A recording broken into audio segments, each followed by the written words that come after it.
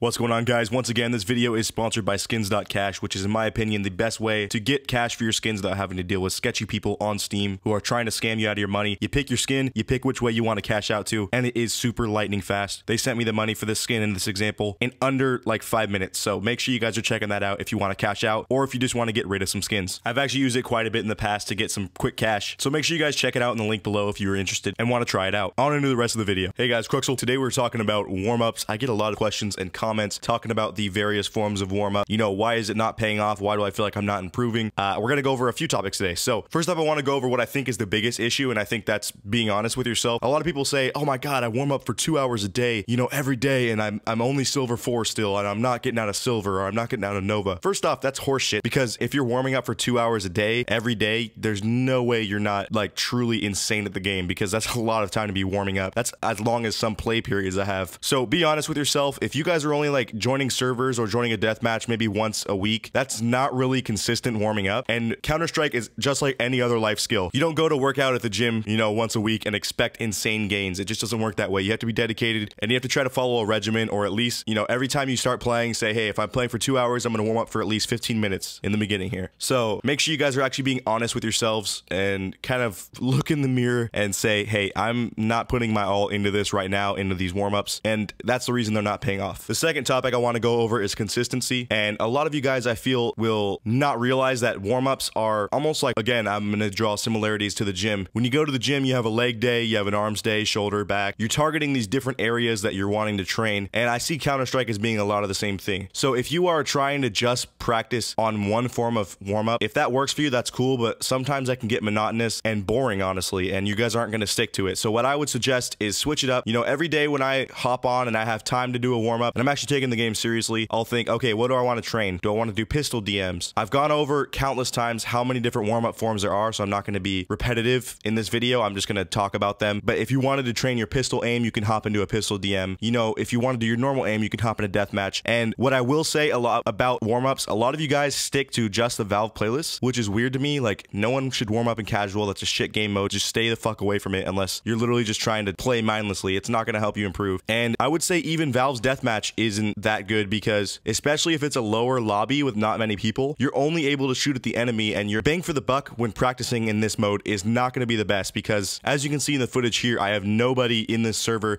and it takes me like 30 seconds to find someone. Whereas if you're in a free-for-all server, everyone is a target. Everyone's trying to shoot you as well. So every time you die, you know, you're respawning and you're instantly getting another battle. Same with 1v1s. You die and you're instantly in another 1v1. So I would stick with those modes. I've made a video on the community browser. If you don't know how to use it, definitely utilize that for your warm-ups, guys, because it's going to allow you to do a wider range of warm-ups. You can do stuff for movement as well. I've gone over those game modes, and it's going to help you guys stay more excited to be warming up before each play session, and it's going to help you cover more areas, so you're not just training your arms, you're not just training your back, to allude to the gym thing again. So make sure you guys are trying to target different areas of your warm-up. And the last major thing I wanted to go over is, a lot of people say, hey, I've been warming up, and in my warm-up, when I'm doing these duels or these 1v1s, or I'm in a deathmatch, my aim is insane and I'm hitting shots like no other. And then when I'm in matchmaking, I whiff, or it just seems like all that has gone out the window. So my response to that is, you really have to take into account the fact that when you're warming up, you're most likely listening to music, chilling out, probably JDM style, fully lounging or something like that, and you're really not too focused. You're just playing around, because you know when you die, you're going to instantly respawn if you're in a 1v1 or deathmatch, and you're going to have another chance to do engagements, and there's really no impact on death, and you're just really just practicing your aim. Whereas in matchmaking, you have to realize that there is so much information that your brain's trying to take in and maintain and process in any given situation that it really adds a lot of stress, and your mechanical aim is kind of pushed to the side. While you're listening for footsteps, you're wondering where your teammates are, where the enemy is. You're just focused on so much data coming at you at one point that it's really hard to keep track, and that can definitely throw you off. At the same time too, you're probably putting a lot more pressure on your aim at that point, and it could even be the same. It's just maybe you just have bad aim overall and you're still trying to train it, but you realize that every time you die or you miss a firefight, that puts your team at a disadvantage that can in the end result in you losing the round or even losing the game. So I'm sure the stress has a lot to add to it. So don't be too down on yourself when you're in matchmaking. Your mechanical aim will grow over time, but just know that when you're in a normal deathmatch, you're more relaxed and you're going to be able to hit better shots most likely. And lastly, the main thing I want to tell you guys, which I've said earlier in the video and I want to repeat, it takes time to build your aim up. Ask anyone who's good at aiming, not me, because I'm still trash at it, that it does not come overnight unless you come from another first-person shooter, or a lot of you guys, if this is your first-person shooter on PC, keyboard and mouse, it's going to take that time, guys. So really put in the effort. Don't overdo it as well. Make it fun. Keep it unique. technique so that you don't get bored of it, and you guys should be on the right track. Hopefully this helped you guys out with kind of the mindset, and you guys stop having those issues and stop being so hard on yourself when you're in game, because it does take time.